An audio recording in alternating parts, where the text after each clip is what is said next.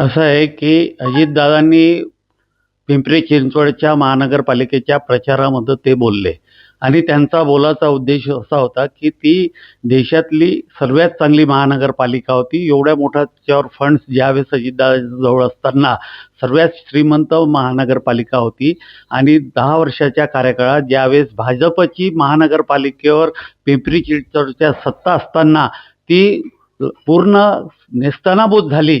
हा उद्देश त्यांचा बी-जे-पीवर म्हणजे त्या तिथल्या लोकल लोकांनी जे काही तिथं काम केलं त्यावर त्यांचा रोख होता.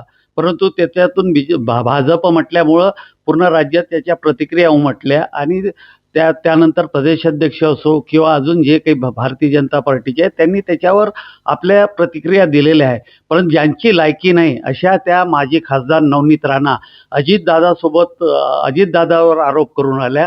अजितदादामुळं त्यांना खऱ्या अर्थानं लोकसभा पाहायला मिळाली. अजितदादा नसते तर त्यांना लोकसभासुद्धा पाहायला मिळाली नसती.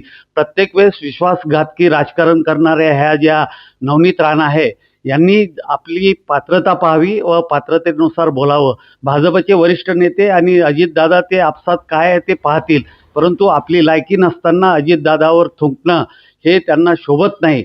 आणि त्यांना खऱ्या अर्थानं अजितदादांना मला जर रोखलं नसतं तर त्यावेळेस मी जर 2 महिने इथं लोकसभेच्या इलेक्शनमध्ये असतो तर त्या लोकसभासुद्धा निवडून आल्या नसत्या. पुढच्या काळामध्ये त्या कशा कुठून निवडून येतात हे आम्ही चांगल्या पद्धतीनं पाहून घेऊ.